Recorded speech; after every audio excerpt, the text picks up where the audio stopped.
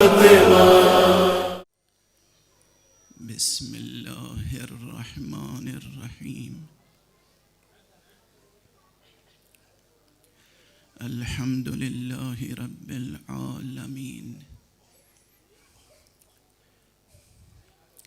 والصلاة والسلام على أشرف الخلائق أجمعين، سيدنا وسيد الأولين والآخرين، حبيبنا وحبيب إله العالمين،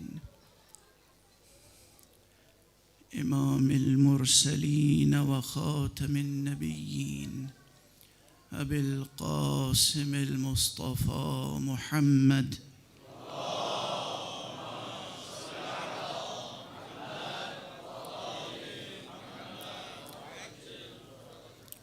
وعلى أهل بيته الطيبين الطاهرين الهداة المهديين المعصومين المظلومين، واللعنة الدائمة على أعداء الدين أجمعين. أما بعد، فقد قال الله تعالى عز اسمه في محكم كتابه ومتقن خطابه: بسم الله الرحمن الرحيم، إنا أعطيناك الكوثر فصل لربك وانحر، إن شانئك هو الأبتر. صدق الله العلي العظيم.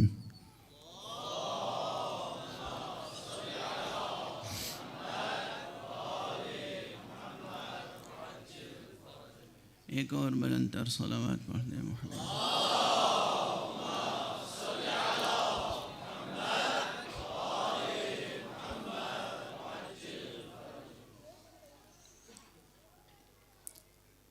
شبہ عزاداری حضرت زہرا ہیں، اور اسی مناسبت سے سورہ مبارکہ کوثر کو عنوان کلام قرار دیا گیا ہے. گزشتہ شب میں نے عرض کیا کہ قرآن مجید کا یہ سورہ بطور خاص بہت بے پناہ سورہ ہے. یعنی کل 3 آیتیں ہیں، 10 کلمات ہیں، 42 حرف ہیں، مگر اگر وہ خود ارشاد گرامی حضرت ختمی مرتبہ صلی اللہ علیہ وآلہ وسلم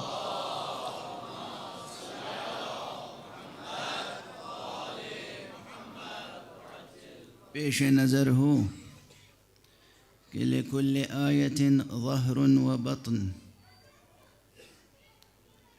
وَلِكُلِّ حَرْفٍ حَدٍّ وَلِكُلِّ حَدٍّ مَطْلَعٍ.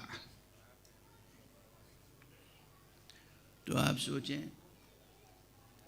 کہ یہ تو پورے قرآن مجید سے متعلق ہے. لِكُلِّ آیَةٍ ظَهْرٌ وَبَطْنٌ وَلِكُلِّ حَرْفٍ حَدٍّ وَلِكُلِّ حَدٍّ مَطْلَعٍ. جب پیغمبر کسی مقام پر لفظ مطلع استعمال کریں تو یہ ہمارا آپ کا شاعرانہ مطلع نہیں ہے، یہ کسی قصیدے یا کسی منقبت کا مطلع نہیں ہے. جب حضور مطلع کہہ کے خاموش ہو جائیں تو یقین کرنا چاہیے کہ یہاں سے انوار طلوع ہی ہوتے رہیں گے، کبھی سلسلہ ختم نہیں ہوگا.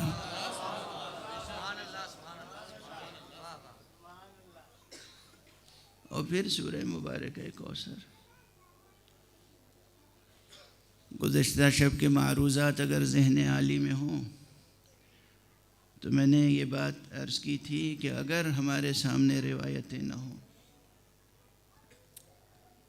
اگر روایتیں نہ ہوں، ہم ہوں اور یہ متن عربی، تو دنیا کے بڑے سے بڑے ادیب کے لیے بھی ممکن نہیں ہے کہ لفظ الکوثر کی کوئی تفسیر کر سکے۔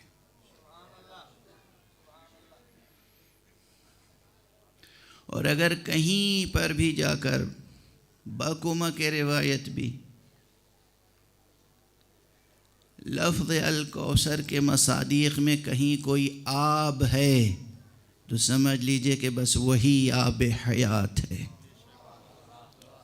اور وہی وہ آب ہے جو ہماری زندگی کا زندہ رشتہ حق سبحانہ و تعالی سے برقرار کر سکتا ہے۔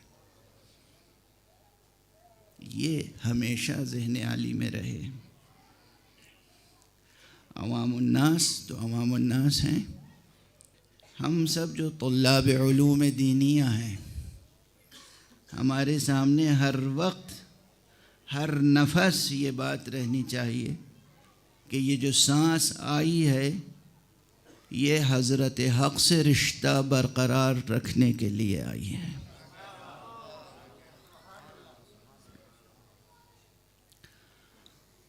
اللہ سبحانہ و تعالی سے زندہ رشتہ اور زندگی کا رشتہ، سوچتے رہیے گا یہ مضمون۔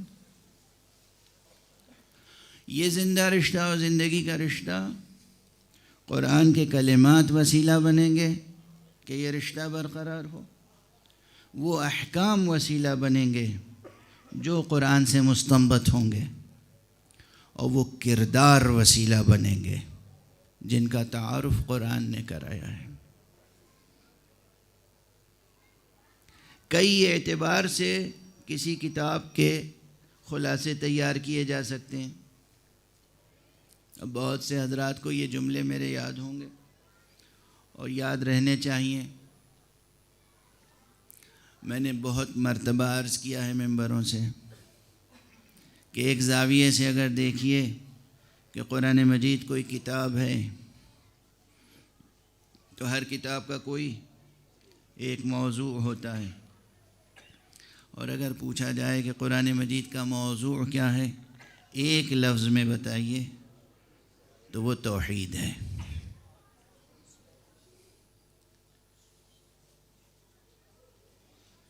اردو میں جو اچھی بڑی تفسیریں لکھی گئیں اور بعد میں اس کا عربی اور فارسی اور انگریزی ترجمہ بھی ہوا، اس میں ایک مولانا سید ابو الاعلیٰ مودودی کی تفسیر تفہیم القرآن بھی ہے۔ بہت اچھا ترجمہ ہے، تفسیر اچھی ہے، قطع نظر ان مقامات کے جہاں ہمیں اختلاف ہے۔ مولانا ابو الاعلیٰ مودودی کا خاندان علم و ادب کا خاندان تھا۔ ان کے جد اعلیٰ جو ہیں وہ مرزا غالب سے بھی خط و کتابت رکھتے تھے۔ جس وقت تفہیم القرآن لکھی گئی اس وقت دنیا بھر میں ایک مغربی تحریک کا بڑا اثر تھا۔ وہ تحریک تھی ایگزسٹینشلزم، وجودیت کی تحریک۔ یہ وجودیت کی اصطلاح اس سے مختلف ہے جو آپ حوزے میں فلسفے میں پڑھتے ہیں، کلاسیکی فلسفے میں ہم لوگ جو پڑھتے ہیں وجودیت۔ یہ وجودیت جو مغرب سے آئی تھی اس سے مختلف چیز ہے۔ اس میں وجودیت پورے نظریے کا محور انسان تھا،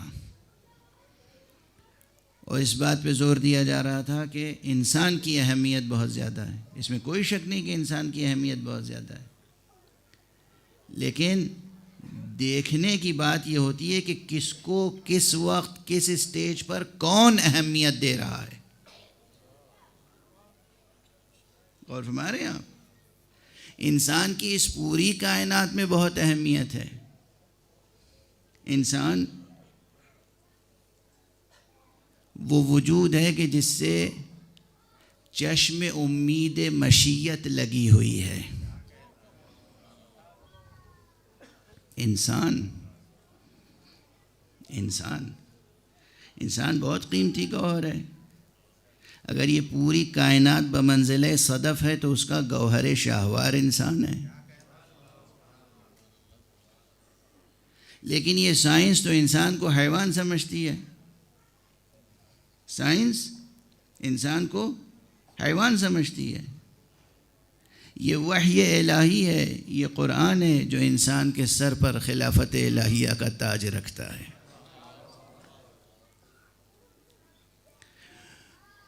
تو ہمیں معلوم ہے کہ انسان اہم ہے، لیکن کون اہمیت دے رہا ہے، کس زاویے سے اہمیت دے رہا ہے، کس مقصد سے اہمیت دے رہا ہے، کس وقت اہمیت دے رہا ہے. یہ ایگزسٹینشلزم کی جو تحریک تھی، اس میں انسان کو بہت اہمیت دی گئی. یعنی انسان کو اتنی اہمیت دی گئی کہ خدا کے مقابل میں انسان کو کھڑا کر دیا جائے. نبوت کے مقابل میں انسان کو کھڑا کر دیا جائے. بالکل ویسے ہی جیسے خود ہمارے کلمہ گویوں کے درمیان ایسے لوگ ہیں کہ جس نے ہمیں توحید سکھائی اسی کی توہین توحید کا نام لے کر کرتے ہیں. پیغمبر صلی اللہ علیہ وآلہ وسلم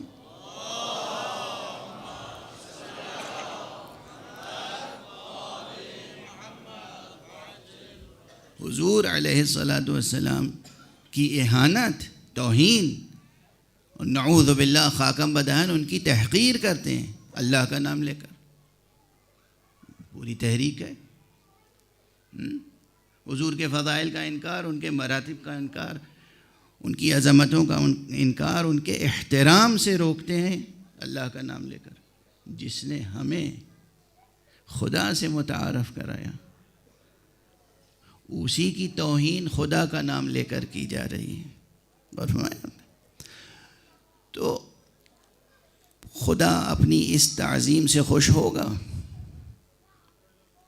خود پروردگار راضی ہوگا اس مدحت سے، اس توحید سے جس میں توحید کا کلمہ تو پڑھا جائے لیکن محمد رسول اللہ صلی اللہ علیہ وآلہ وسلم کی شان میں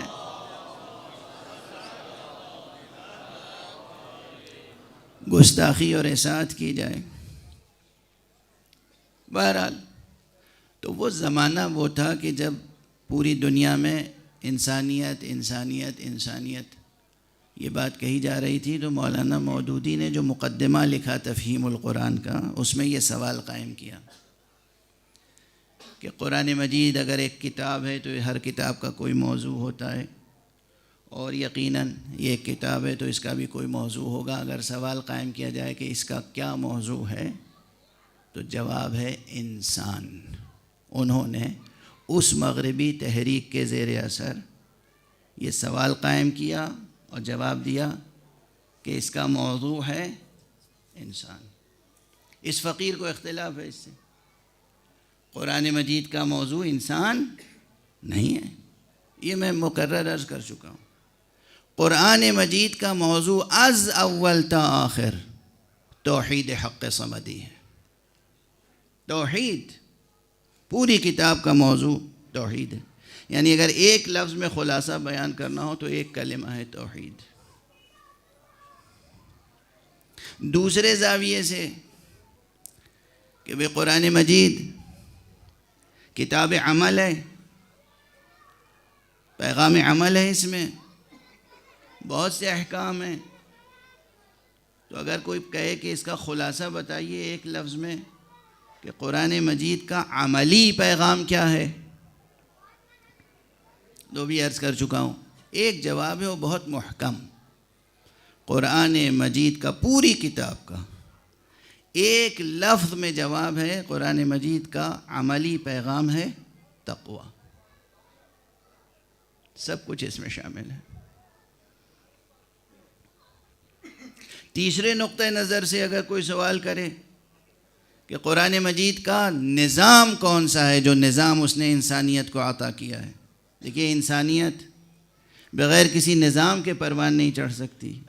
انسانی معاشرہ بغیر حکومت کے، بغیر دولت کے، بغیر نظام کے قائم نہیں ہو سکتا، پروان نہیں چڑھ سکتا۔ اگر ایک لفظ میں پوچھا جائے کہ قرآن مجید نے کوئی نظام دیا ہے، اور اگر دیا ہے تو اس نظام کا عنوان کیا ہے، نام کیا ہے، کون سا نظام ہے، تو بس ایک لفظ میں جواب ہے، قرآن مجید کا دیا ہوا نظام ہے نظام ولایت۔ تو قرآن مجید کا موضوع ہے توحید، پیغام ہے عملی تقوی، نظام ہے ولایت۔ یہ ایک اعتبار سے پورے قرآن مجید کا خلاصہ بیان ہو گیا۔ گزشتہ شب میں نے اس سے ذرا مختلف اسٹیٹمنٹ آپ کے سامنے پیش کیا۔ جوہری اختلاف نہیں ہے، بات یہ ہے کہ کس سیاق و سباق میں خلاصہ پیش کیا جا رہا ہے۔ باتیں یہی سب ہیں۔ میں نے عرض کیا پورے قرآن مجید میں دو چیزیں پیش کی گئی ہیں، یا احکام یا کردار۔ کچھ احکام ہیں جن پر ہمیں عمل کرنا ہے۔ اب یہ احکام عملی بھی ہو سکتے ہیں اور اعتقادی بھی۔ تو سب کچھ آ گیا، اصول دین سے، توحید سے لے کر معاد تک، اور طہارت و صلاۃ سے لے کر حدود و دیات تک، عبادات سے لے کر معاملات تک سب آ گیا۔ قرآن مجید نے یا احکام دیے ہیں اور یا ان احکام پر عمل کرنے کے لیے مثالی کردار سے روشناس کرایا ہے۔ ان کرداروں کو پیش کرنا مقاصد قرآن میں سے ہے، اور جب ان کرداروں کو پیش کرنا مقاصد قرآن میں سے ہے تو ان کرداروں کی معرفت حاصل کرنا ہمارے مقاصد حیات میں ہونا چاہیے۔ ممکن نہیں ہے کہ ہم صرف بحث احکام صلاۃ و طہارت میں کرتے رہیں پوری زندگی۔ واجب ہے کہ سیرت معصومین پر غور کیا جائے، سرسری طور پہ نہ گزر جائیں، اور دوسروں کی نقل کی ہوئی روایتوں پر بھروسہ نہ کریں، اور جو اپنوں نے بھی نقل کی ہیں روایتیں، یہاں پہ ٹھہر کے ایک درد دل اور کر لوں، چونکہ یہ سب آپ ہی کو کرنا ہے، یہیں ہونا ہے، اسی شہر سے یہ کام ہونا ہے۔ کل بھی بات تاریخ کی آ گئی تھی، آج بھی تاریخ سے متعلق ایک بات عرض کروں۔ ہم نے تاریخ نگاری کے باب میں یا تحریر کے باب میں، اسلوب بیان اور اسلوب تحریر کے باب میں قرآن سے کیا سیکھا کیا ہم نے؟ کچھ بھی لکھ دینا اور کچھ بھی کہہ دینا، اور درمیان میں قرآن مجید کے کسی ایک دو لفظ کو بطور اقتباس رکھ دینا، اس سے تو حق ادا نہیں ہوتا۔ اور ہمارے آپ میں کیا گزارش کر رہا ہوں، ایک بہت عظیم و شان مضمون آپ نے اپنے اعتبار سے لکھا، اور 2-3 جگہوں پر قرآن مجید کے کچھ فقرے بطور ضرب الامثال، امثال قرآنی کے طور پر اقتباس کر کے رکھ دیے، قرآن کا حق ادا ہو گیا۔ تقریر فرمائی آپ نے، اپنے اعتبار سے، اپنی سطح ذہنی سے تقریر ہو گئی، کہیں کہیں قرآن مجید کے کچھ فقرے اقتباس کر کے آپ نے رکھ دیے۔ یہ لفظ اقتباس جو ہے، یہ صنائع و بدائع میں سے بھی ایک اقتباس، ایک صنعت ہے۔ جب آپ کوئی کلام اپنے کلام میں جڑتے ہیں نگینوں کی طرح تو وہ اقتباس ہے۔ قرآن مجید سے اتنا اقتباس کافی نہیں ہے۔ سب سے اہم بات یہ ہے، آج تک تاریخ نگاری پر، سوانح نگاری پر سب سے غالب اسلوب، غالب رنگ، غالب طرز یہ ہے کہ ہم تاریخوں پر سن، دن، روز، مہینہ اور اس پر زیادہ توجہ دیتے ہیں۔ وقائع نگاری یا واقعہ نگاری پہ زور دیتے ہیں، کردار نگاری پر زور نہیں دیتے۔ جو عام طرز تحریر ہے اس کی بات کر رہا ہوں، مستثنا چیزیں الگ ہیں۔ واقعہ نگاری الگ ہے، سیرت نگاری الگ۔ کس دن وہ واقعہ پیش آیا، کس تاریخ میں کہ حضرت آدم جنت سے رخصت کیے گئے، قرآن مجید نے اسے اس دن اس تاریخ کو نہیں لکھا. قرآن مجید نے سبب لکھا کہ کس سبب سے نکالے گئے. قرآن مجید نے پھر وہ سبب بتا دیا کہ جس سبب سے وہ کردار بلندیوں تک پہنچا اور سرفراز کیا گیا. کردار نگاری، سیرت نگاری قرآن مجید کا خاص ہنر ہے جسے ہمیں اور آپ کو سیکھنا چاہیے. فلاں مورخ نے لکھا ہے یہ واقعہ فلاں تاریخ میں ہوا. کتنے لوگ ہیں، یعنی آپ پی ایچ ڈی کی تھیسس اٹھا کے دیکھیں، تحقیقی مقالے اٹھا کر دیکھیں، صفحوں کے صفحے نقل قول. فلاں مورخ نے یہ لکھا، ارے فلاں مورخ خود کوئی محل اعراب بھی رکھتا تھا کہ نہیں؟ غور فرما رہے ہیں آپ؟ فلاں راوی خود کوئی محل اعراب رکھتا تھا یا نہیں؟ 10 20 25 50 اقوال نقل کیے جا رہے ہیں، اور شاید ایک روایت میری نظر سے گزری ہے کہ جہاں کہا گیا ہے کہ یہ قبروں پر لکھی ہوئی لوحیں پڑھنے کی عادت نہ ڈالو، شاید اسی لیے کہ لوح قبر کی تحریر پڑھ پڑھ کے تاریخ نہیں لکھی جاتی، بولتی ہوئی زندگی سمجھ سمجھ کے تاریخ لکھی جاتی ہے. عام طور پہ جو تاریخیں لکھی گئیں وہ کون سی تاریخیں؟ لوح قبر پڑھ کے کہیں تاریخ لکھی جاتی ہے؟ لوح قبر کی تحریر سے تاریخ بنتی ہے؟ بولتی ہوئی زندگی سے تاریخ بنتی ہے. یہ بولتی ہوئی زندگی، یہ تاریخ نگاری یہ قرآن نے سکھائی ہے. اور اسی لیے قرآن مجید نے بطور خاص وہ واقعے نقل کیے ہیں اور ان کی طرف اشارہ کیا ہے جہاں اس موقع پر سخن وجود میں آیا ہے، جہاں عموماً سخن وجود میں نہیں آتا.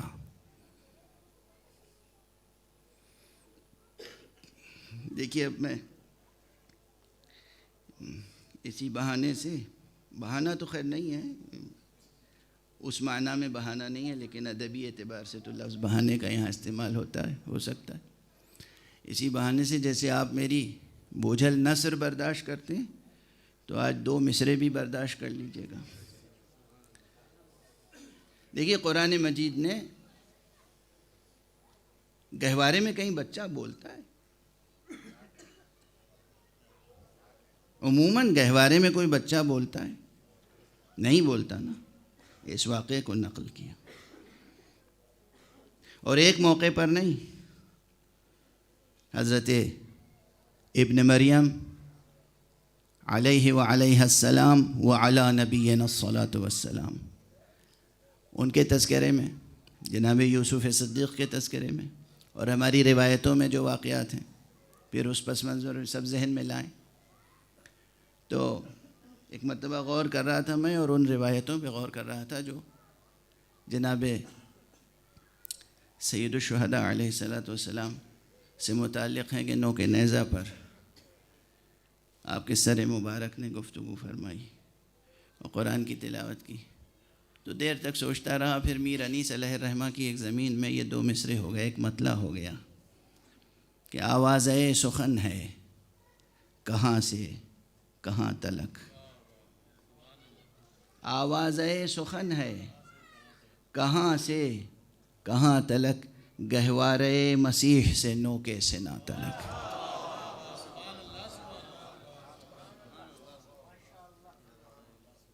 آواز سخن ہے کہاں سے کہاں تلک، گہوارے مسیح سے نوکے سے نہ تلک. یہ بولتی ہوئی زندگی تاریخ بناتی ہے. یہ بولتی ہوئی زندگی تاریخ بناتی ہے. اور خاص طور سے اب یہ بولتی ہوئی زندگی کی بات آ گئی تو کتنی باتیں بغیر کہے ہوئے آپ کے ذہنوں میں آ گئی ہوں گی. جناب بی بی فاطمہ زہرا سلام اللہ علیہا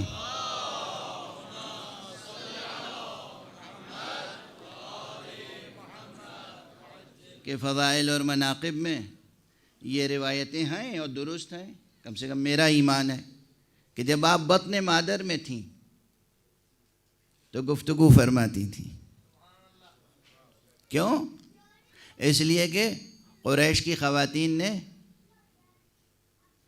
یہاں جملہ یوں کہوں، حالانکہ مجھے وہ لفظ ویسے پسند نہیں ہے، گریز کرتا ہوں، لیکن یہاں کہوں، قریش کی عورتوں نے اس خاتون مکرم کا بائیکاٹ کر رکھا تھا. وہ نہیں آتی تھیں جناب خدیجہ کبریٰ سلام اللہ علیہا کے پاس، بی بی تنہائی محسوس کرتی تھیں.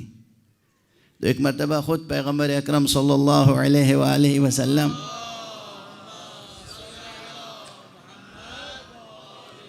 بیت الشرف میں داخل ہوئے اور دیکھا بی بی سے کوئی گفتگو کر رہا ہے، بی بی کسی سے گفتگو کر رہی ہیں. آتے ہوئے سن لیا، دروازے سے حجرے تک پہنچتے پہنچتے سن لیا بی بی کسی سے گفتگو کر رہی ہیں.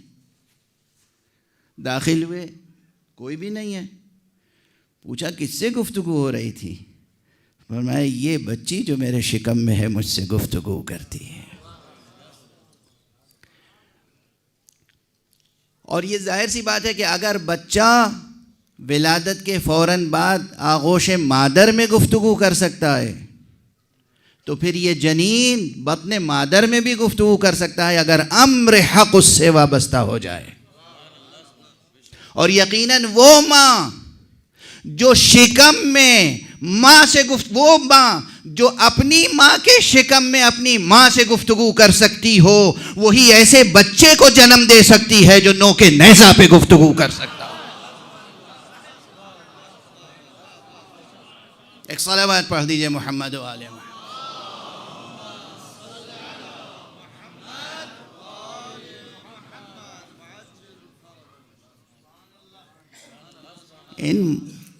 یہ بولتی ہوئی زندگیاں ہیں جو تاریخ بناتی ہیں. وہ تاریخ کچھ اور ہے جو آپ کو ملتی ہے بازار میں. وہ تاریخ جو ایڈورڈ گبن لکھتے ہیں، اور وہ تاریخ جو ابن خلدون لکھتے ہیں، وہ تاریخ جو طبری لکھتے ہیں، اور وہ تاریخ جو، اب کتنے نام گناؤں؟ یہ تو دو ایک وہ ہیں جو میرے نزدیک کہیں پہ تھوڑا سا محل اعراب ہیں، اگرچہ مجرور حالت میں صحیح. صلوات پڑھ دیجئے محمد والے.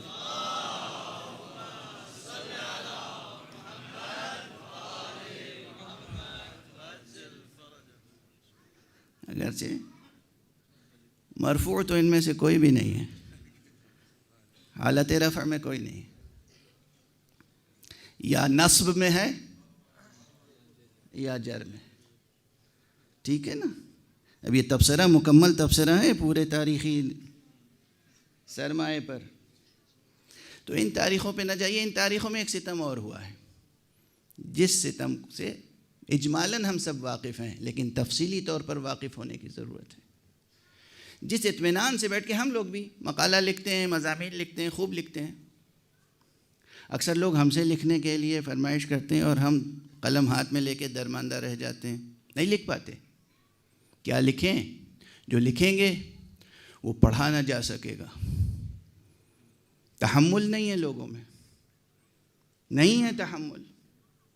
چونکہ تمام کی تمام امت جو ہے وہ اسی تاریخ کو سننے اور پڑھنے اور لکھنے اور دہرانے کی عادی ہو چکی ہے جو درباروں کے ذریعے سے ہم تک پہنچی. اور درباروں کا رویہ یہ رہا ہے کہ ہر دور میں جو برسر اقتدار آیا اس نے تاریخ کو بدلنے کی کوشش کی. توجہ رکھیے گا اس بات پر،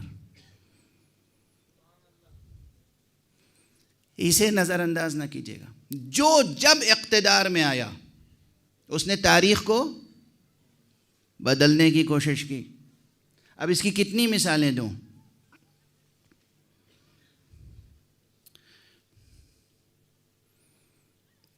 یہاں پر زیادہ تر حضرات بر صغیر سے تعلق رکھتے ہیں، بر صغیر ہند و پاک.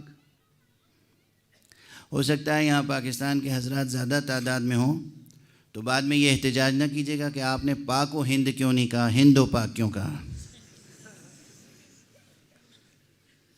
اس میں میں نے خاص رعایت رکھی ہے چونکہ پاک کا وجود ہند سے ہوا ہے. اس لیے ہند و پاک ہی کہنا مناسب ہے نا. اردو کے ایک بہت مشہور شاعر تھے، ترقی پسند شاعر تھے، پروگریسو رائٹرز ایسوسی ایشن کے بہت سرخیل شعراء میں سے تھے، علی سردار جعفری صاحب. تو کہیں ہند و پاک دوستی کے لیے مشاعرہ ہو رہا تھا، ان سے کہا گیا صدارت کے لیے، انہوں نے صدارت بھی کی، نظم بھی پڑھی. مجھے وہ صرف اس لیے پسند ہیں کہ انہوں نے زندگی بھر کچھ بھی کیا ہو، اہل بیت کے احترام میں کبھی کمی نہیں آنے دی. یہ میں بتا دوں کہ ممبر پہ میں کسی کا ذکر بھی کر لیتا ہوں کبھی کبھی، تو کیوں، اور اس کے کئی مواقع ہیں جس کا میں شاہد ہوں.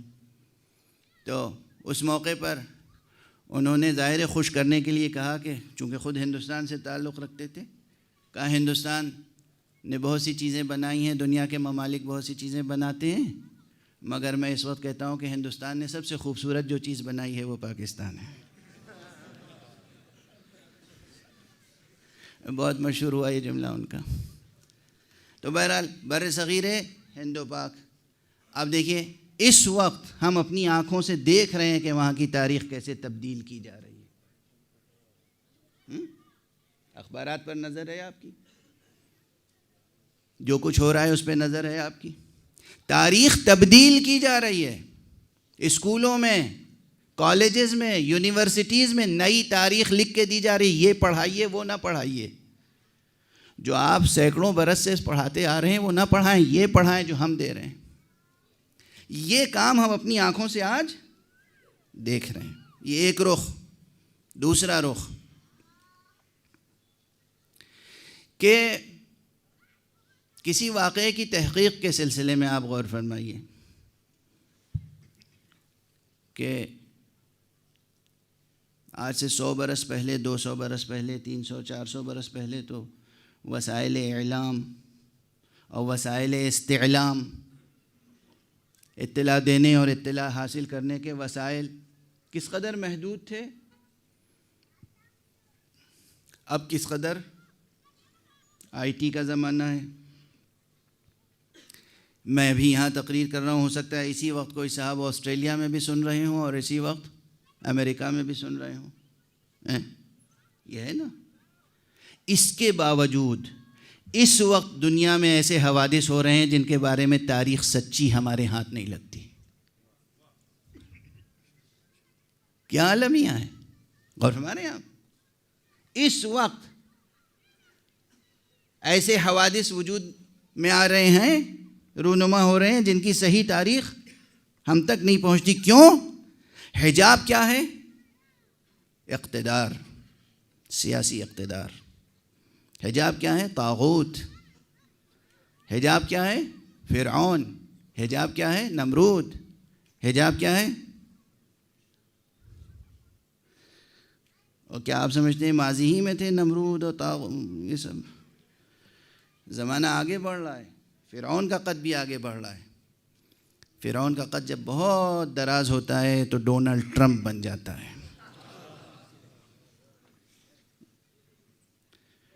تو اب دیکھیے ان کا اقتدار. صحیح خبریں میڈیا میں نہیں آ سکتی تو تاریخ کیسے لکھی جائے گی؟ یہ سب زندہ مسائل ہیں. اب یہ مسائل میں نے اس لیے عرض کیے کہ ایک طرف تو عام جو لوگ بہت ایمانداری سے بھی تاریخ لکھنا چاہتے ہیں انہیں سب سے پہلے یہ غور کرنا چاہیے کہ لوح قبر کی عبارتیں تاریخ نہیں تشکیل دیتی. بولتی ہوئی زندہ زندگیاں، زندہ کردار تاریخ سازی کرتے ہیں. دوسری بات، تاریخ اقتدار اور ایوان اقتدار میں نہیں لکھی جاتی. وہاں تو ہمیشہ تاریخ کو مسخ کیا جاتا ہے. تو یہ اسلامی تاریخ کے ساتھ بھی ہوا، عربی تاریخ کے ساتھ بھی ہوا، اہل بیت کی تاریخ کے ساتھ بھی ہوا. حضور علیہ الصلاۃ والسلام کی حیات طیبہ میں، ظاہری حیات طیبہ میں جھوٹی حدیثیں گڑھی جانے لگی تھیں. کس مقصد سے؟ تاریخ بدلنے کے لیے. اور کیا مقصد تھا؟ تاریخ بدلنے کے لیے، تاریخ مسخ کرنے کے لیے. دنیا کا کوئی پڑھا لکھا مسلمان منکر ہو سکتا ہے کہ حضور کی زندگی میں جھوٹی روایتیں نہیں گڑھی گئیں؟ متواتر لفظاً اور معناً متواتر روایتوں اور حدیثوں میں سے وہ حدیث ہے جہاں حضور صلی اللہ علیہ وآلہ وسلم نے فرمایا ہے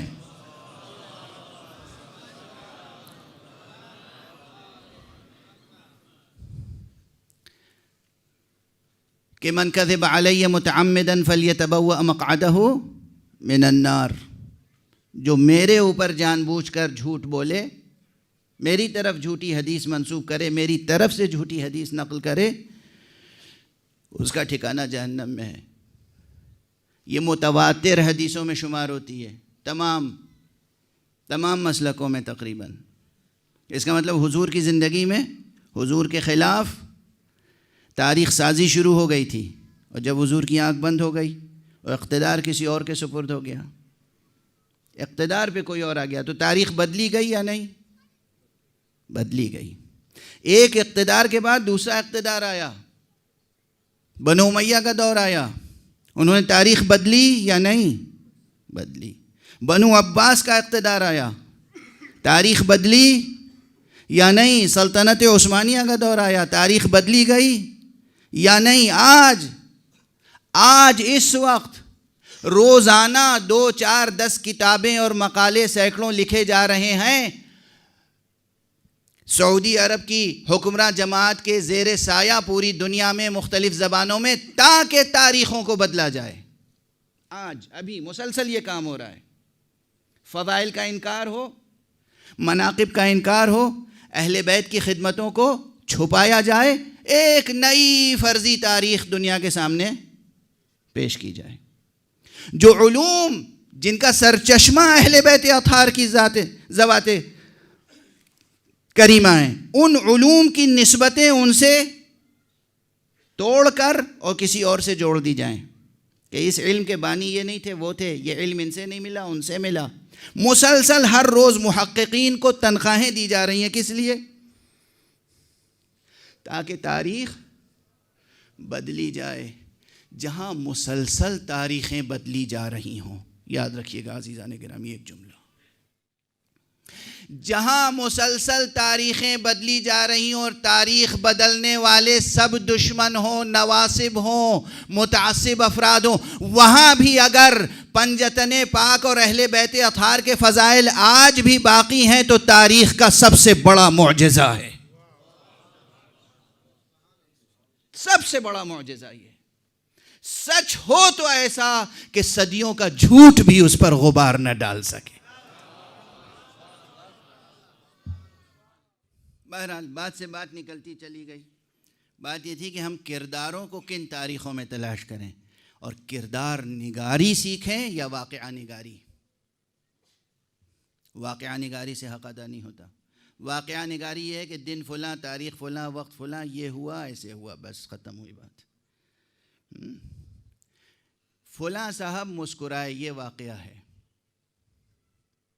فلاں صاحب کس موقع پر کس جذبے سے مسکرائے، یہ کردار ہے۔ فرق سمجھے؟ واقعے اور کردار کا فرق سمجھے؟ یہ مسکراہٹ اور ہنسی کی کتنی قسمیں ہیں یا نہیں؟ ایک ہنسی وہ بھی ہے جسے زہرخند کہتے ہیں، یعنی مسکراہٹ دل و جگر چاک کر کے رکھ دیتی ہے۔ مسکراہٹ کسی انسان کے مورل کو ڈاؤن کر دیتی ہے۔ مسکراہٹ کسی انسان کو، ایک شخص مسکراتا ہے اس طرح سے کہ دوسرا ڈپریشن میں مبتلا ہو جائے۔ ڈپریشن، جبکہ اصل کیا ہے؟ تبسم کس لیے ہوتا ہے؟ تاکہ زندگی میں مسرتیں پیدا ہوں۔ واضح ہے؟ زندگی کا اگر گہرائی سے مطالعہ کریں، تجزیہ کریں، تو یہ حقائق سامنے کے ہیں یا نہیں ہیں؟ تو صرف یہ کہ فلاں صاحب مسکرائے، یہ ہے واقعہ۔ فلاں صاحب کس جذبے سے، کس احساس سے، کس موقع پر کس طرح مسکرائے اور کس طرح دوسروں کو ان کی مسکراہٹ نے مسرت کا تحفہ دیا، یہ ہے کردار۔ پورے قرآن مجید میں کردار نگاری کا ہنر ہے، کل کے مشیت میں واقعہ نگاری پہ زور نہیں صرف کیا گیا۔ اور کرداروں کو جو جتنے عظیم کردار تھے ان کو اسی طرح الفاظ دیے گئے۔ فاطمہ کا کردار اتنا عظیم تھا کہ اس کے لیے لفظ الکوثر کے علاوہ کوئی لفظ زیبا نہ تھا۔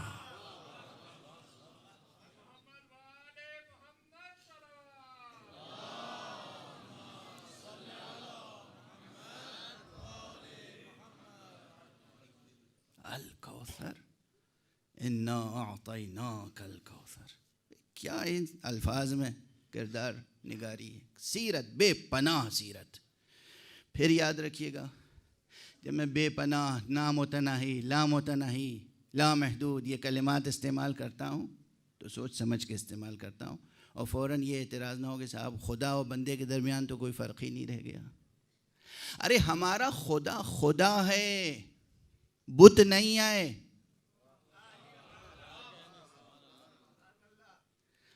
یہ بعض متکلمین نے اور بعض دینیات رٹ لینے والوں نے عجیب و غریب خدا سمجھ رکھا ہے، جس پر کبھی کبھی شاعر نے طنز بھی کیا ہے کہ زمان بخشے، مکان بخشے، جگہ جگہ ایک حرم بنایا، ہماری صورت گری نے آخر خدا کو بھی ایک صنم بنایا. ایسا نہ کیجیے. خدا بہت عظیم ہے. ہمارا خدا وہ عظیم ہے جو نامتناہیاں تخلیق کرتا ہے.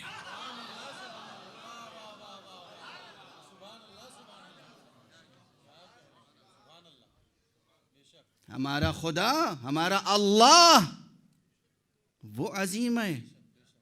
متناہی چیزوں کی تخلیق کوئی ہنر ہے؟ محدود چیزوں کا بنانا کوئی کمال ہے؟ زوال پذیر چیزوں کو تخلیق کر دینا کوئی ہنر ہے؟ ہمارا اللہ وہ ہے. اسی لیے اس نے خود کو کہا احسن الخالقین. تم جو بناتے ہو محدود ہے، میں جو بناتا ہوں نامحدود ہے. تم جو بناتے ہو وہ زائل ہو جانے والی چیز ہے، میں جو بناتا ہوں باقی رہنے والی چیز ہے. صلوات پڑھ دے محمد و آل محمد.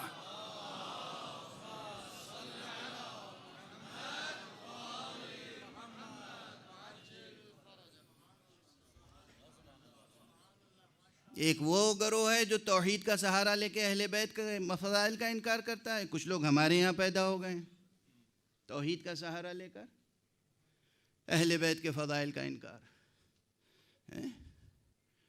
ابن الوقت صوفی ہوتا ہے، صاحب الوقت معصوم ہوتا ہے. صاحب العصر، صاحب الامر، صاحب الوقت، کیا معانی ہے اس کے؟ یوں ہی محمل ترکیبیں ہیں، دل خوش کرنے کے لیے ہیں، سخن گسترانہ باتیں ہیں، شاعرانہ ترکیبیں ہیں. یہ کیوں قرآن مجید میں کہا گیا پیغمبر اکرم صلی اللہ علیہ وآلہ وسلم سے متعلق؟ کیوں کہا گیا وما علمناہ الشعر وما ينبغی لہ؟ ہم نے محمد کو، پیغمبر کو، نبی کو شاعری نہیں سکھائی ہے، یہ اس کے لیے ضروری نہیں ہے. تم اپنے محدود کرداروں کو شاعری کے ذریعے سجا سوار کے پیش کرتے ہو. اس کے پاس وہ کردار ہیں کہ شاعری سے بے نیاز ہیں. شاعرانہ مبالغے کی محمد کو ضرورت ہی نہیں ہے صلی اللہ علیہ وآلہ وسلم. صلوات کے سلسلے میں آپ حضرات کا ذوق بہت کمزور ہے.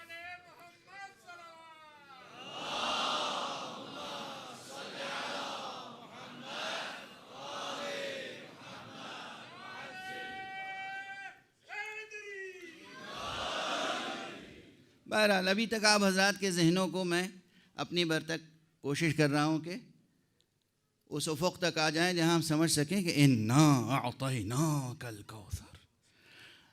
اے حبیب، اے مصطفیٰ، ہم نے، ذرا دیکھیے گا وہ خود نامتناہی ہے. وہ نامتناہی اپنے حبیب کو کوئی نامتناہی شے عطا کر رہا ہے.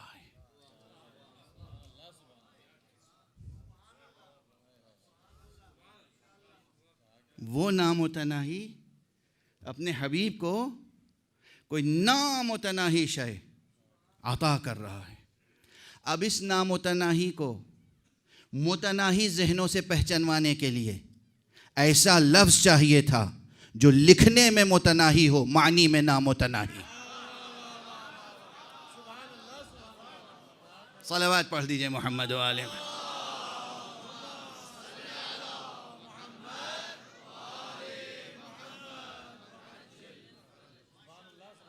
خدا کی قسم اس لفظ الکوثر کا جلال، جمال، حسن، کمال یہ اور کسی لفظ میں ادا ہو نہیں سکتا. اور پورے قرآن مجید میں بس ایک بار آیا ہے. خدا تو ہے منفرد واحد احد ویتر، مگر دیکھو اس نے اپنی یہ مخلوقات میں کیسی منفرد شخصیتیں اور کرداروں کو خلق فرمایا ہے. ایسی انفرادیت کہ پورے قرآن مجید میں بس ایک بار نام آیا. یہ ایک اشارہ ہے کہ خدا کی قسم جس طرح پورے قرآن مجید میں لفظ الکوثر ایک بار آیا ہے، آدم تا قیام قیامت پورے عالم ہستی میں فاطمہ جیسا نقش کوئی مکرر نہیں آ سکتا. صلوات پڑھ دیں محمد و آل محمد.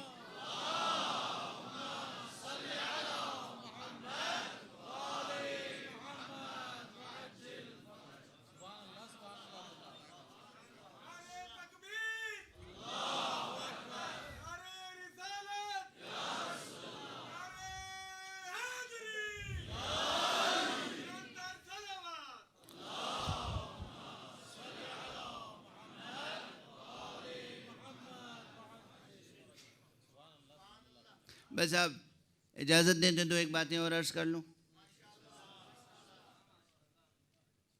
اب افسوس کی بات یہ ہے کہ تاریخیں اتنی مسخ کی گئیں کہ بی بی کے آثار بالکل تاریخ میں ملتے ہی نہیں ہیں. نہیں ملتے ہیں، تاریخ میں نہیں ملتے ہیں، اور ہم پڑھتے ہیں.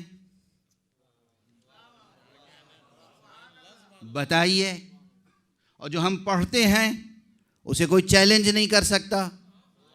یہ جملہ میں اکثر کہتا ہوں، جس کا جب جہاں جس میدان میں چاہے مناظرہ کرنا ہو مناظرہ کر لے، مباہلہ کرنا ہو مباہلہ کر لے.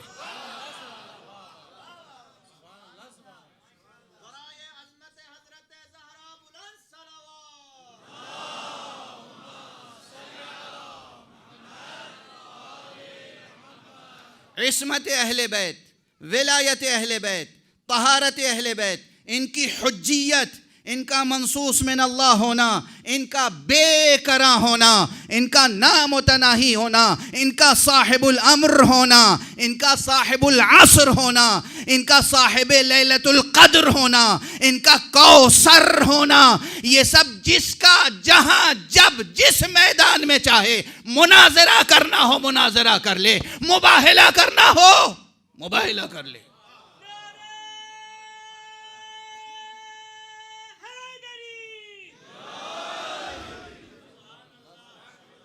خدا کی قسم یہ بی بی وہ ہے. میں لفظ مباہلہ خاص طور سے اس لیے استعمال کر رہا ہوں، بدر سے لے کر تمام جنگیں فتح کرنے کے لیے تو علی موجود تھے. مباہلہ وہ خاص میدان تھا جو زہرا کی آمد سے فتح ہوا ہے.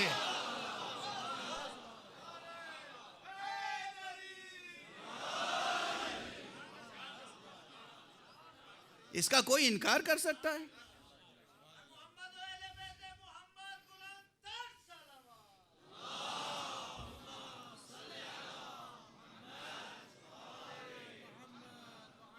بھائی جو اہل علم ہیں، اہل فضل ہیں، ان کے لیے تو یہ سب صرف تذکر ہے، لیکن اگر کوئی ایسا فرد ہے تو اس کے لیے میں ذرا سی وضاحت کر دوں کہ تاریخ میں کیا ہے. نصارائے نجران مدینے آئے، حضور سے ملاقات کی، اور پہلے ہی دن حضور کا جلال بھی دیکھ لیا، جمال بھی. پہلے ہی دن جب آئے زرق برق لباس پہن کر تو حضور نے جلال کا اظہار کیا. ان کی سمجھ میں نہیں آیا کہ آخر یہ صاحب خلق عظیم جس کے اخلاق کا اتنا شہرہ ہے، جو نبی ہے، اس نے ہمارے سلام کا جواب کیوں نہیں دیا؟ تو بس اصحاب اتنے ہی رمز شناس و مزاج شناس نبوت تھے کہ کسی کو جواب سمجھ میں نہیں آیا.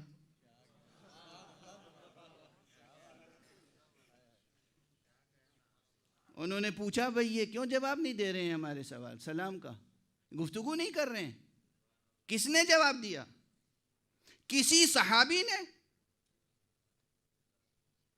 واقعہ غیر بھی لکھ سکتا ہے، کردار اہل البیت لکھتے ہیں.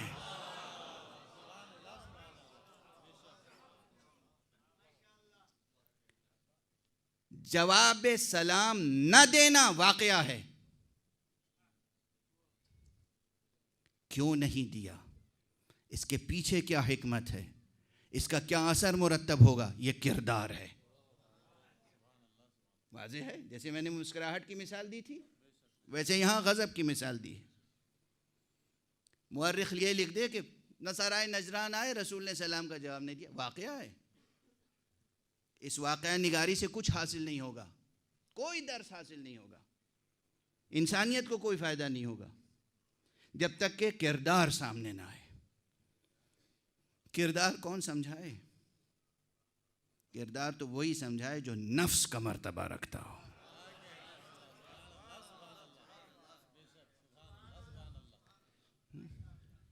گلاب کی خوشبو گلاب کے پودے کے بغل میں اگی ہوئی گھاس بتا سکتی ہے؟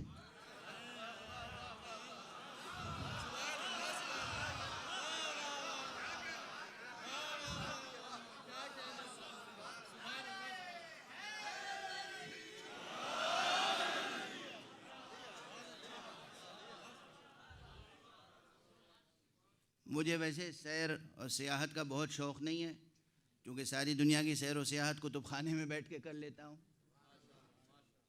لیکن میں ایک بار فیض آباد گیا تھا تو بابری مسجد کو بھی میں نے جا کے دیکھا تھا جب منہدم نہیں ہوئی تھی، شہید نہیں ہوئی تھی. اور وہاں ایک گلاب باڑی ہے، وہاں بھی گیا تھا. تو گلابوں کے ماشاءاللہ تختے لگے ہوئے تھے، بہت سے دنیا بھر کے قسم قسم کے گلاب وہاں. وہ ایک چیز ہے. لیکن گلاب کے پاس جو گھاس تھی اس میں کوئی خوشبو نہیں تھی. میں کیسے سمجھاؤں خود کو؟ ارے یہ رہا گلاب، یہ رہی گھاس. بعض تو اسی گلبن کی جڑ سے روئیدہ ہوئی ہے. معلوم ہوتا ہے کہ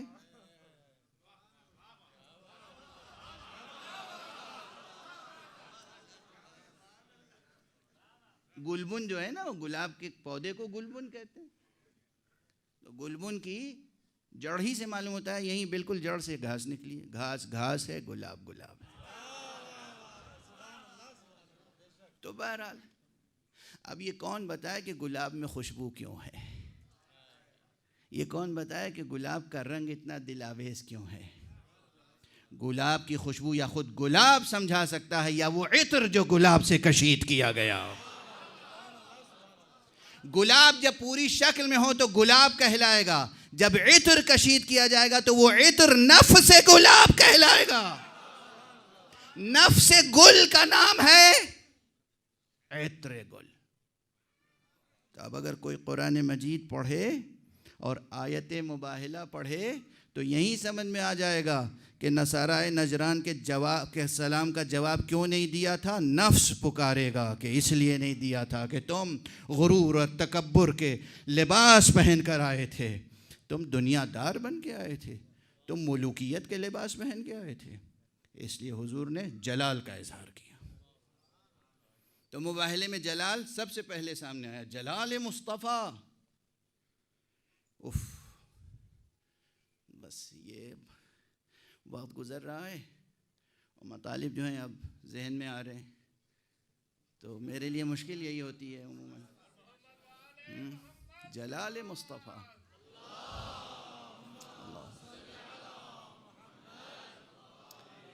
اچھا یہ کل پہ چھوڑتا ہوں. سورہ مبارکہ نجم پڑھیے گا جہاں جلال مصطفیٰ کے اظہار کا حکم اللہ نے دیا. جب رحمت کل جلال کا اظہار کرے تو بڑی قیامت کی گھڑی ہوتی ہے. رحمت کل جلال کا اظہار کرے، قیامت کی گھڑی ہوتی ہے. اب بہرحال حضور نے جلال کا اظہار کیا، اور جب انہوں نے پھر خاکسارانہ لباس پہن لیا تو حضور نے جمال کا اظہار کیا. تو حضور کا جلال دیکھا، حضور کا جمال دیکھا. کب ایسا ہوا ہے تاریخ میں کہ حضور ہوں اور کوئی اہم بات ہو اور وہاں جناب امیر المؤمنین علیہ السلام تشریف فرمانا ہو؟ تو وہ بھی تھے. اور جب مسجد میں آئے تھے تو صرف یہی نہیں تھے، اور پتہ نہیں کون کون تھا. ارے سبھی تھے. سب کو دیکھ لیا تھا، اور اکثر حسنین یا آغوش پیغمبر میں ہوتے تھے یا حضور پیغمبر میں ہوتے تھے. تو حسنین علیہ السلام کو بھی دیکھ لیا تھا. خدا کی قسم، قرآن کی قسم، میدان مباہلہ کی فاتحہ زہرا ہے. اس لیے کہ یہ وہ مقام ہے. اور وہ بھی کیا جملہ کہا ہے. یہ جملہ پہلے دن کیوں نہیں کہا؟ سرائے نجران کا یہ جملہ مؤرخین عامہ نے اور مفسرین عامہ نے لکھا ہے. بس عامہ ہی کہہ لیجئے کافی ہے. کہ ہم آج ایسے چہرے دیکھ رہے ہیں کہ اگر یہ دعا کر دیں تو پہاڑ اپنی جگہ سے ہٹ جائیں. اللہ سے اگر یہ چاہیں کہ پہاڑ اپنی جگہ سے زائل ہو جائے تو زائل ہو جائے گا. اگر یہ جلال زہرا ہے، نقاب اندر نقاب اندر نقاب اندر نقاب، حجاب اندر حجاب اندر حجاب اندر حجاب. اور وہ بھی حجاب کون سا ہے؟ آگے نبوت ہے. اس عصمت کی شان کون بیان کر سکتا ہے جس کا حجاب نبوت ہو؟ خدا کی قسم، خدا کی قسم. کہہ دو مجھے دیوانہ، کہہ دو غالی. تمہارا غالی کہنا میں سینے پہ لکھ لوں گا، حشر میں دکھاؤں گا. اس نے مجھے غالی کہا تھا آپ کے فضائل پڑھنے کی وجہ سے. پھر دیکھیں گے سزا تمہیں ملے گی یا ہمیں. کیا کہنا اس عظیم کردار کا، کیا کہنا اس عصمت کا، کیا کہنا اس طہارت کا، کیا کہنا اس ملیکۃ الاسلام کا. ماں تھی ملیکۃ العرب، بیٹی ہے ملیکۃ الاسلام. کیا کہنا اس کا. آگے نبوت ہے، پیچھے امامت ہے، درمیان میں خود ہے. اور اس کے باوجود جلال کا یہ عالم ہے کہ بس یہ پنجتن پہنچے ہیں میدان مباہلہ میں، اور دشمن سرنگوں، سر بسر تسلیم، سر تسلیم خم کر دیا. اور دوسرے تو صرف کلمہ پڑھتے ہیں، انہوں نے سیرت کا کلمہ بھی پڑھا. ان کے کمالات کا اعتراف کیا. ہم ایسے چہرے دیکھ رہے ہیں کہ یہ اگر خدا سے چاہیں کہ وہ پہاڑ کو زائل کر دے تو پہاڑ اپنی جگہ سے زائل ہو جائیں گے. یہ ہے زہرا، یہ ہے پنجتن پاک. گفتگو بالکل ادھوری چھوڑ دوں اس لیے کہ آپ اہل ولا ہیں. ایک جملوں میں طبیعتیں منقلب ہو جائیں گی. کتنا نامتناہی صبر ہوگا اس کا جس میں یہ جوہر ہو کہ وہ دعا کر دے کہ پہاڑ زائل ہو جائیں تو ہو جائیں، وہ اپنے اوپر پڑنے والی مصیبتوں کو برداشت کرے اور دشمن کے لیے بد دعا نہ کرے.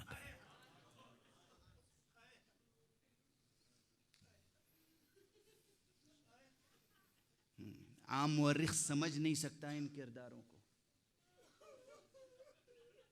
عام مورخ ان کرداروں کو سمجھ نہیں سکتا. بالکل ادھوری رہ گئی گفتگو. بالکل میں یہ سب تمہید تھی، جو مطلب عرض کرنا چاہتا تھا وہ رہ گیا. اب کل انشاءاللہ، اب طاقت ساتھ نہیں دے رہی. خدا کی قسم یہ وہ ہیں کہ اگر دعا کریں پہاڑ زائل ہو جائے تو زائل ہو جائے، دریا رخ موڑنا چاہے موڑ دے. یہ جو دعا کریں پوری ہو جائے. اس کے باوجود نہ صرف یہ کہ دشمن کے سامنے تلوار نہ اٹھائیں بلکہ بد دعا بھی نہ کریں. ارے کیسا نامتناہی صبر چاہیے. اس صابرہ کا نام ہے فاطمہ.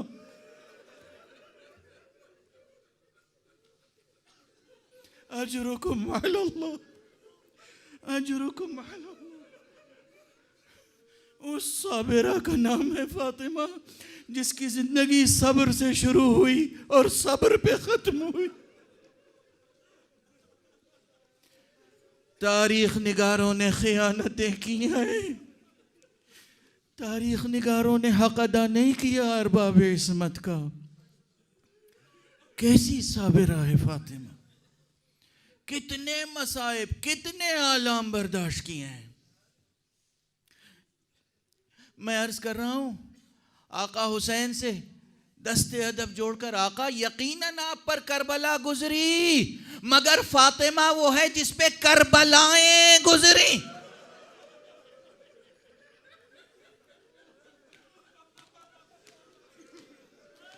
شاید میرا یہ جملہ زخم دل حسن و حسین کے لیے مرہم بن جائے. آپ پر کربلا گزری، ارے فاطمہ پہ کربلائیں گزر گئیں.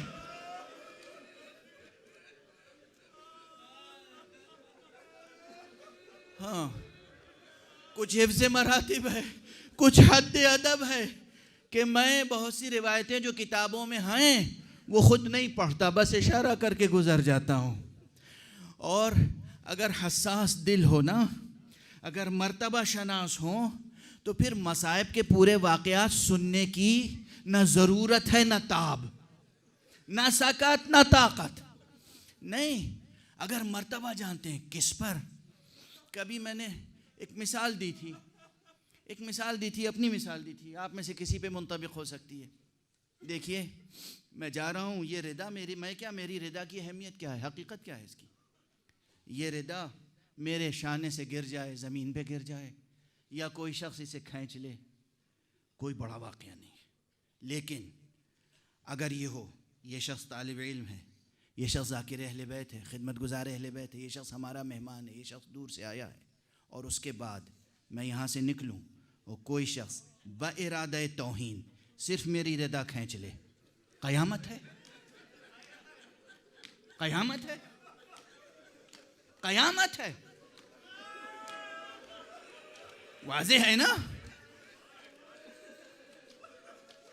ایک مہمان کی توہین ہوئی، ایک ذاکر کی توہین ہوئی. مثال عرض کر رہا ہوں. مرتبہ شناسی ہو اگر اور قدریں ہوں، تب مصائب کی المناکی سامنے آتی ہے. ارے کسی نے زہرا سے گستاخی کی، زہرا کون؟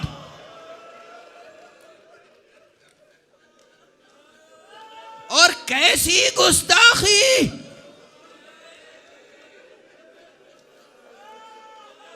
پروردگار آپ سب کو توفیق عطا فرمائے کہ آپ حسن اور حسین کو پرسا دیں. ہمیشہ فاطمہ کو حسین کا پرسا دیتے ہیں، آج حسین کو فاطمہ کا پرسا دیں.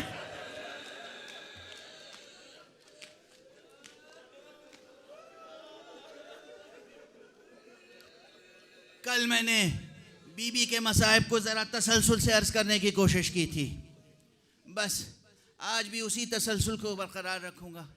بی بی کے مصائب کا سلسلہ شروع ہوتا ہے بچپن سے. اپنے بابا کو دیکھا دشمنوں کے نرغے میں، اپنے بابا کو دیکھا کہ پشت مبارک کے پیغمبر پر کوئی آ کر خس و خاشاک ڈال دیتا ہے، نماز نہیں پڑھنے دیتا، اور بی بی اس وقت آتی تھیں اور اپنے ہاتھوں سے خس و خاشاک کو دور کرتی تھی. فاطمہ وہ صابرہ ہے، فاطمہ وہ مجاہدہ ہے، فاطمہ وہ شجاع کردار ہے جس کی شجاعت اور صبر نے محمد کو نماز پڑھنے دی. صحن حرم میں، مکے میں، خانہ کعبہ کے سامنے، صحن حرم میں محمد نماز پڑھ رہے ہیں، فاطمہ حفاظت کر رہی ہے. یہ ہے کردار فاطمہ کا، یہ ہے فاطمہ. بابا کو دیکھا ہجوم میں دشمنوں کے، خود بی بی شیب ابی طالب میں رہی، اور اس کے بعد مصیبت پڑی، سر سے ماں کا سایہ اٹھ گیا. المناک واقعات ہیں یہ. ہجرت کے بعد بس اب 2-3 جملے عرض کر دوں. ہجرت کے بعد بی بی کی زندگی میں سب سے عظیم مصیبت خود بی بی کے سامنے بابا کی رحلت ہے. حضور کی رحلت. یہ حضور کی رحلت ہی تو تھی نا جس کے بعد کبھی کسی نے فاطمہ کو مسکراتے ہوئے نہیں دیکھا.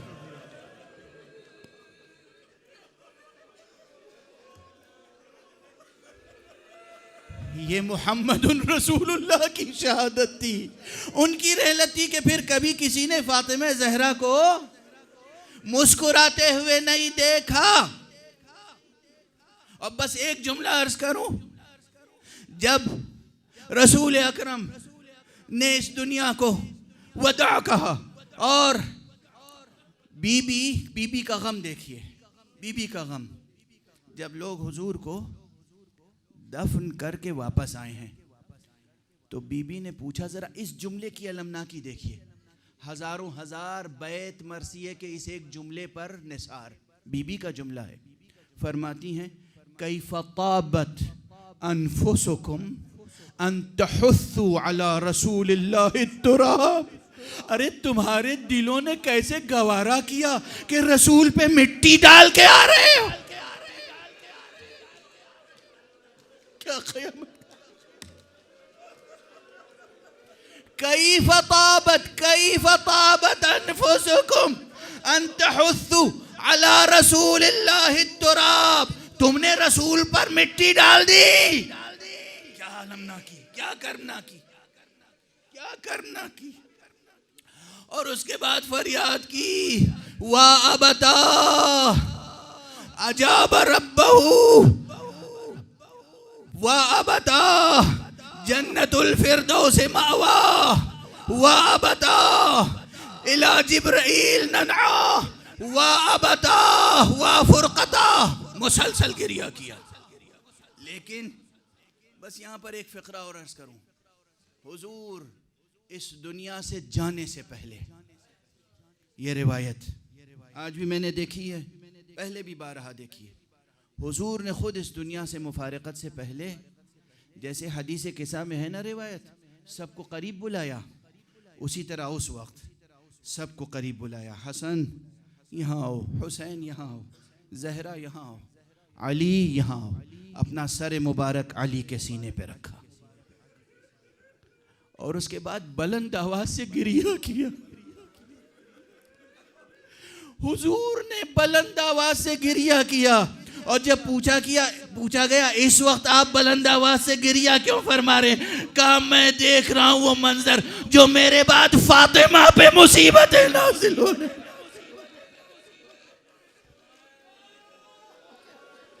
رسول اللہ دیکھ رہے ہیں میرے بعد فاطمہ کی کس طرح بے حرمتی ہوگی، فاطمہ کے دروازے پر ہجوم ہوگا، فاطمہ کے دروازے پر آگ اور لکڑیاں لے کر آئیں گے، فاطمہ کی رتبہ شناسی اس طرح کی جائے گی کہ فاطمہ پھر زندگی بھر گریہ کرتی رہے گی، وابتا وفرقتا ومحمدا، اِنَّا لِلَّهِ وَإِنَّا إِلَيْهِ رَاجِعُونَ، رضاً بِقَضَائِهِ وَتَسْلِيمًا لِأَمْرِهِ۔